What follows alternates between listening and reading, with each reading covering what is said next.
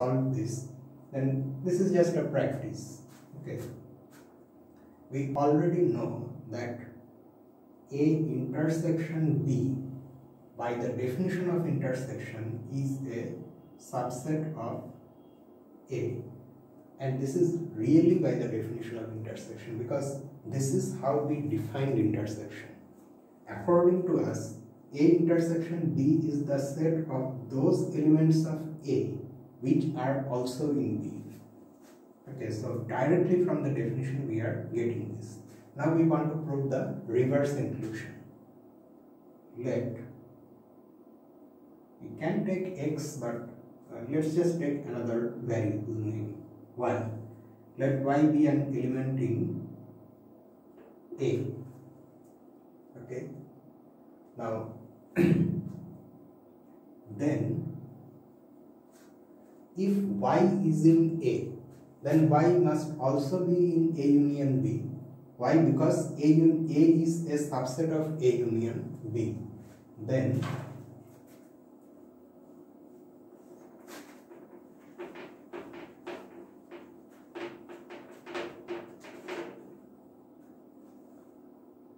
Y belongs to A union B. You can write in bracket the reason, since A is contained in A union B. But according to what we have assumed, A union B is B. Hence, Y belongs to B. So, if considering any element in A, we have proved that that element must also be in B. Thus, if Y belongs to A, then Y belongs to A and Y belongs to B. The reason for writing like this is that we want Y to be in A intersection B, that's why. That is, Y belongs to A intersection B. This implies A is a subset of A intersection B. Now combine these two inclusions to get this. Hence, A intersection B equals A. So we have now proved that the second statement implies the third one. Finally, we assume the third one.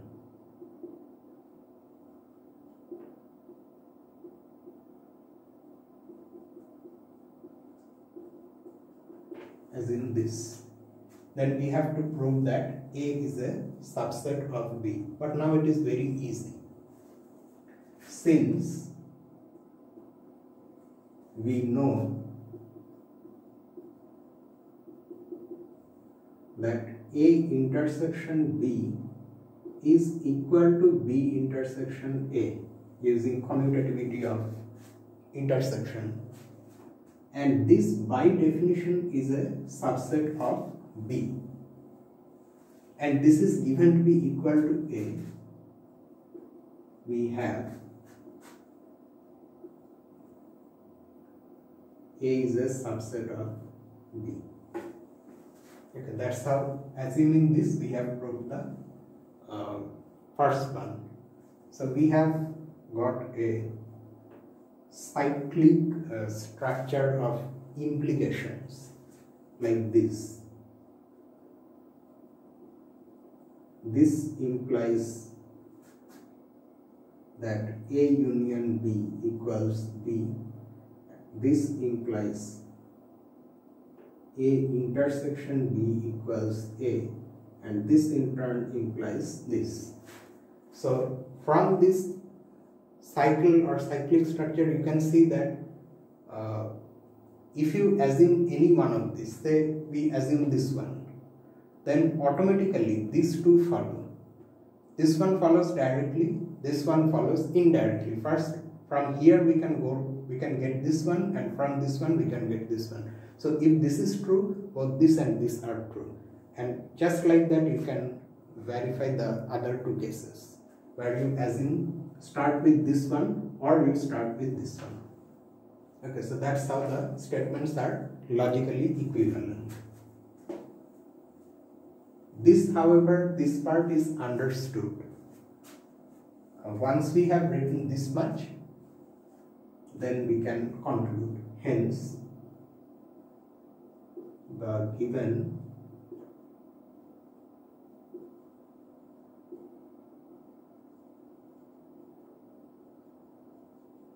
statements are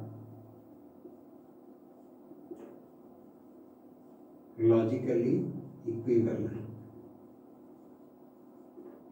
The usual practice is to not write that last part. That is understood, because we need brevity also. In our solution, we need compactness and neatness. How much we should write and how much we should not write, that it's hard to say precisely, but that comes from practice and experience. Okay, then we look at exercise 317. Why? What happened to exercise 316? Let me just quickly see. Have I missed it actually? Give me a moment. Exercise 316.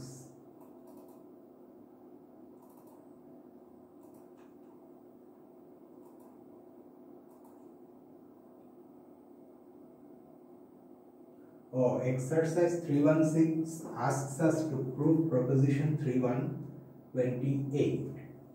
Oh, at the end of that proposition, we must have mentioned that it's already proved because of our previous knowledge of naive set theory. That's why it's not appearing. Okay, now I understand.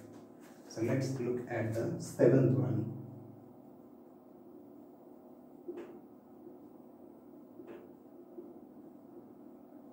What does this one say?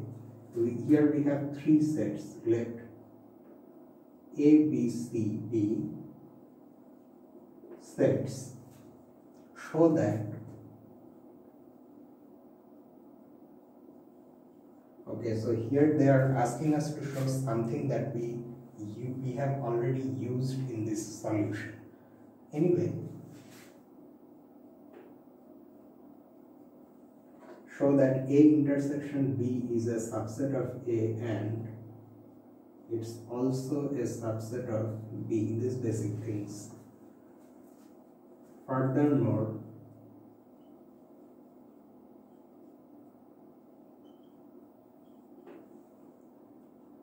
what else? Show that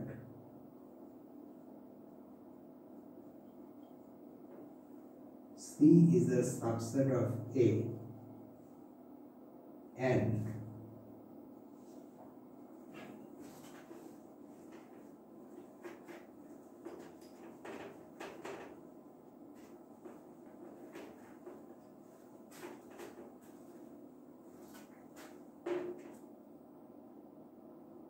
C is a subset of B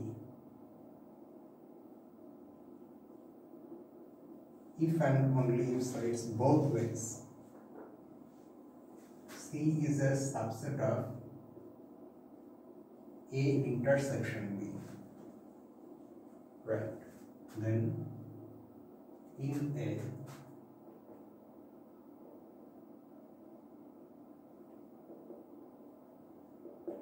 similar spirit, show that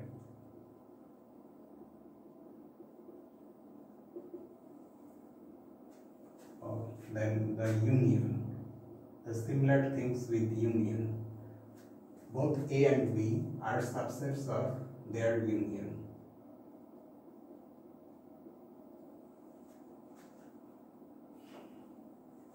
And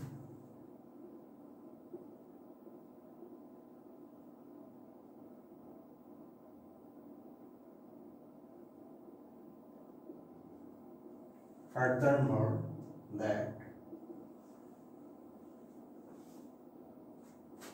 A is a subset of C and B is a subset of C if and only if. If you find writing if and only if conversion, you can also write IFF. It means if and only if. Their union is a subset of C. Although I have said that I will solve everything, but some of the extremely easy ones I will leave to you. Okay, so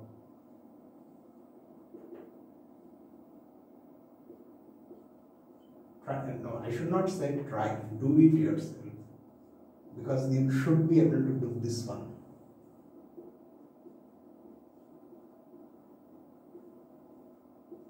Since we have already seen these things quite a lot in our study of knife set theory, that's why. Okay, then there is this final page. We then move to exercise 8.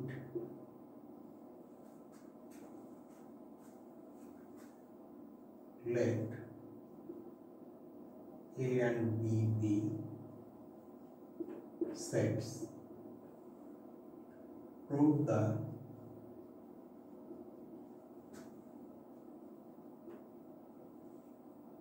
absorption laws. Okay, fancy name.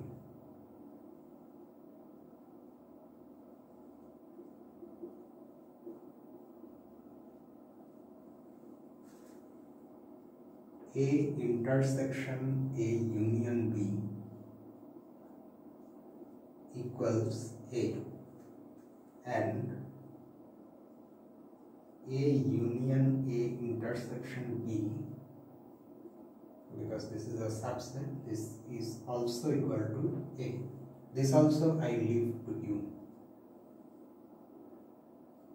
In case you are unable to solve these problems, in the very unlikely case that you are unable to solve the problem or come up with a solution, let me know.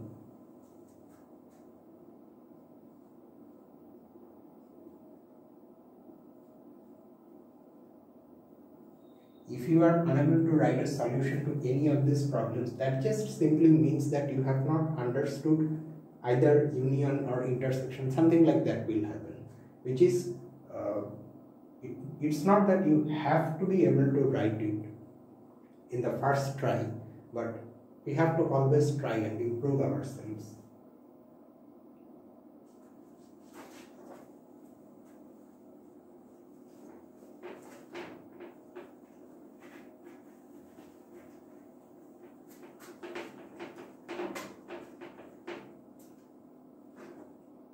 So the easy ones are being left out.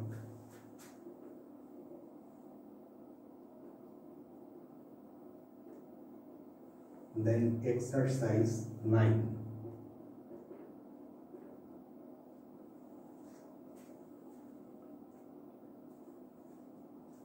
Let A, B and X be sets such that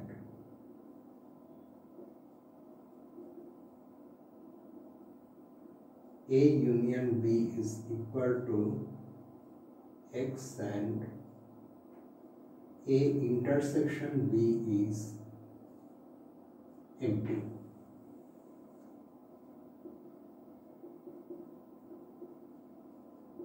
Prove that A is actually the difference X minus B and B is the difference X minus A. Okay, let me solve this one.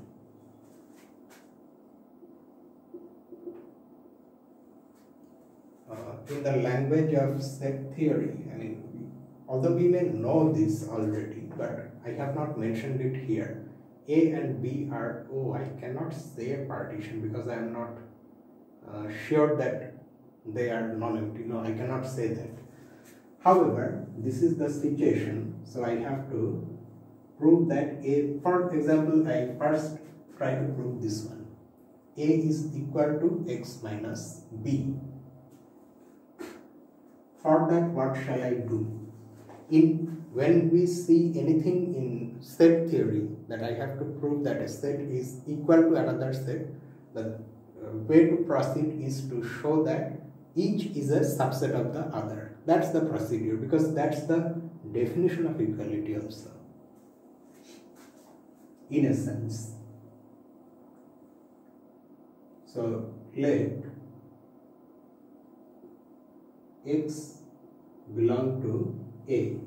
We are first going to prove this one. If you want, you can write that. First we prove A is equal to x minus b.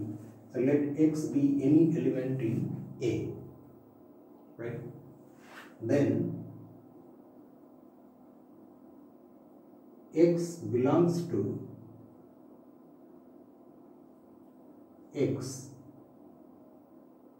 which is equal to A union B. This is given to us. Why? Since A is a subset of A union B. So any element in A must be in A union B. In our case, A union B equals x. Also, x does not belong to B. At the same time, x is not in B. Why? Since A and B are disjoint. Okay? Hence, x belongs to x minus b, because this is by definition x is in x minus b if and only if x is an element in x and it is not an element in b. That's what we have got here. X is in x and x is not in b. That's why x is in x minus b. So any element in A is in x minus b. Thus, A is a subset of x minus b. Okay, now we prove the other inclusion. Let y be an element in x minus b. Okay, then by the definition of x minus b, then y belongs to x and y does not belong to b. Since y belongs to x and x equals A union B, since x equals A union B, we have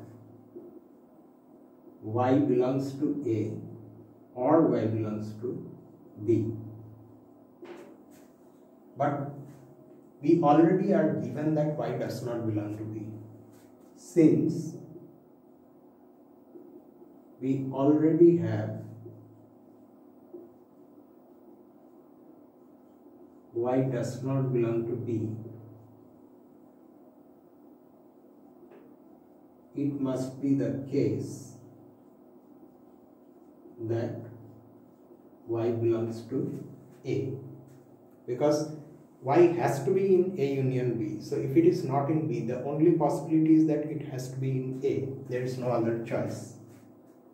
Thus, considering any element in, where have we taken it? Here, any element in x minus b, that element turns out to be in A.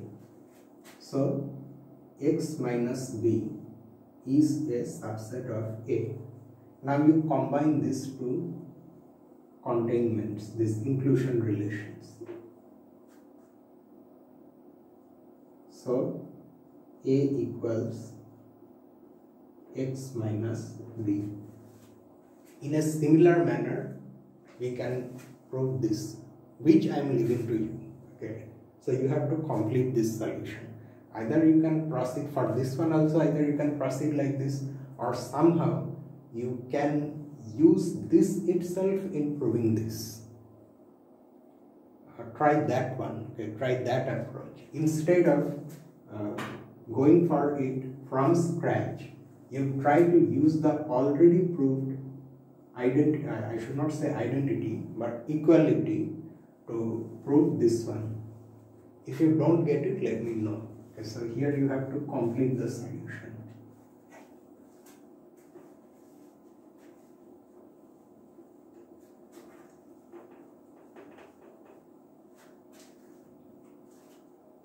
Next exercise.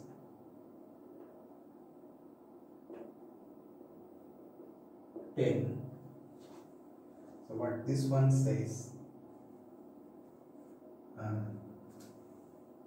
let A and B be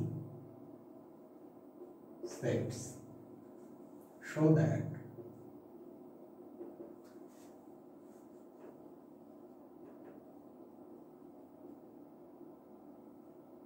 the sets A minus B, A intersection B and B minus A are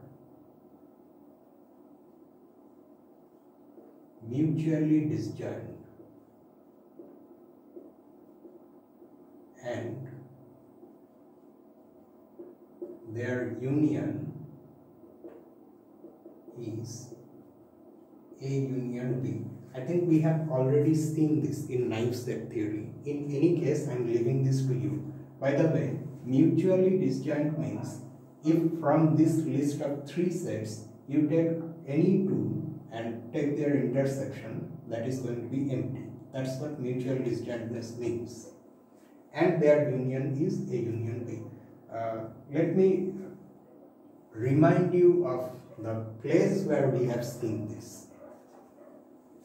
Do you recall that in naive set theory we have proved a formula which looks like this? If A and B are finite sets, then the number of elements in A union B equals the number of elements in A plus the number of elements in B minus the number of elements in A intersection B. It's in the course of proving this formula that we needed to show this. Okay, so you go back to that part and see it will be available there. That I'm sure about. Okay, so for us this is already done. Then finally this is the final exercise. It's not like the other ones. It again involves the axioms. Exercise 11. Okay, so it says, show that the axiom of replacement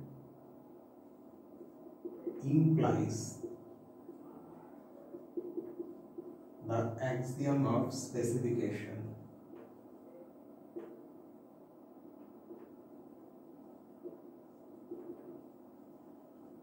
So you see that actually the 2 axioms, axiom of specification and the one that comes after that, axiom of replacement, they are not independent. The previous one follows from the last one, the axiom of replacement. So that's why Tao said, again I am repeating, that we are working with an overcomplete list of axioms. Not all of them are necessary, but they are just showing different aspects of set theory. We have already discussed about that. So here we have to show that the axiom of specification is a consequence of the axiom of replacement. The 6th one follows from the 7th one. So let's go through the solution. We have to prove the axiom of specification is true, and it will follow from the assumption that axiom of replacement is true. So for the axiom of specification, what do we need? We need a set, and we need a rule that the elements of the set may or may not satisfy. then using that rule and the given set, we have to create a subset of those elements of the given set that satisfy that rule. That's what we need to show. We have to somehow use the axiom of replacement to make sure that the collection obtained in that way is a set. Okay, so let A be a set. A is any set given to us. Let, or I can write like this, for each x belonging to A, let Px be a property that the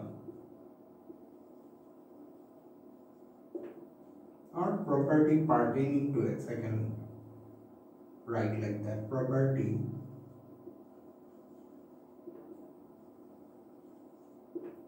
pertaining to x.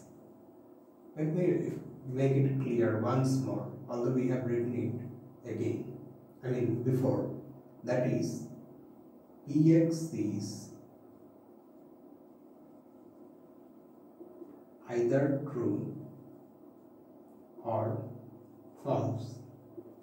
Pertaining to x means that if I write the statement Px for any particular x coming from A, then it is a legitimate statement in the sense that it will be either true or false. It won't be meaningless. Okay, so in that sense, P is a property pertaining to the elements of x. Right, now we have to okay, so that's why let me call it P1. I will call that one P, which arises in the axiom of replacement. For each x belonging to A and each object.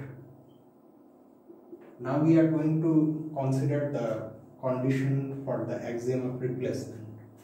Okay, so for each x in A and each object y, define. So I now have to define Px comma y. Somehow that will help me.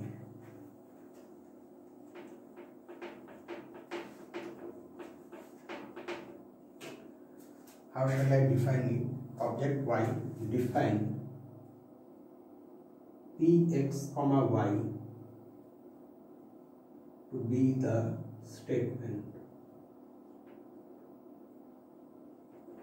This particular statement, that y is equal to x and P1y is true. How about this? Now immediately after defining this P, we have to make sure that the other condition is true, namely that for every x in A, there is at most one y for which this is true. Okay. Note that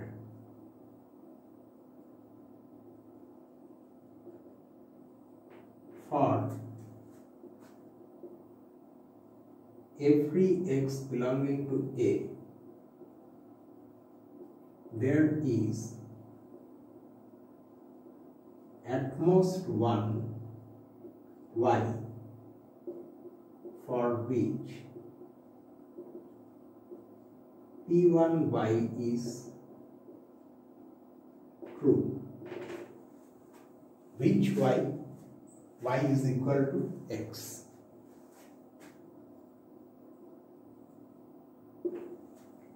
What does it mean? Look at the statement Px comma y. Px comma y, first of all, x is what? X is any element in A and y is any object whatsoever. The statement Px comma y says that it is true if y and x are the same thing and p1 of y is true. In other words, p1 of x is true. Then for if I choose x from A, then for that x there exists at most one y for which p1y is true, and that at most one y is equal to x. Why? Because p1x may or may not be true. So far as the property p1 is concerned, for a given element x in A, p1x is either true or false. If this is true, okay, let us first see what happens if this is false. If this is false, then in this statement is a conjunction, right? It's and something else. The conjunction is true if both the simple statements are true. In this case, the simple statement is failing to be true. So that's why if this is the case, then there is no y for which p1 y is true, along with the condition that y is equal to x, because then y has to be equal to x. So there is no y for this particular x if this is the case. Otherwise, if this is true, then there exists exactly one y for which p1y is true, namely y is equal to x. And that exactly one y comes from this condition, the first simple statement in this conjunction. So that's why for every x in A, there is at most one y for which this statement is true. So the condition for applying the axiom of replacement is here. We have got it. Hence, by the axiom of replacement, the following set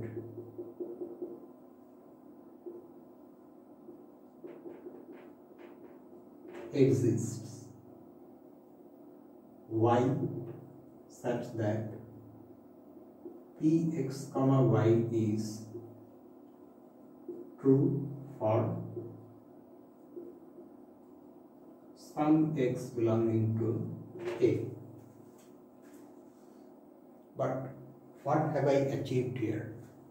I cannot stop here because I have to prove that the axiom of specification is true. If you look carefully, you can show that this is nothing but this set.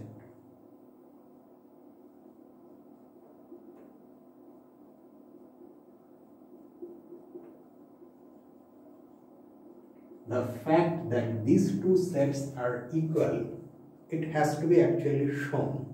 Although it's easy to see, but I leave this part to you. Take an element here, prove that that element is also here, and vice versa. Take an element here, prove that that element is also here. Thereby the two sets will be subsets of each other. Each one of them will be a subset of the other. That's how they will be equal. So that's how we are getting the fact that the axiom of specification is a consequence of the axiom of replacement. So axiom 6 is not really needed, although it's there. So assuming that you will complete this part, show that it's very easy. You just have to see that this is true. This is completed. Okay, so and this ends the section 3.1 of axiomatic set theory, the first section of the third chapter of Gauss analysis 1. In the next section we will see functions, and then we will see more and more concepts.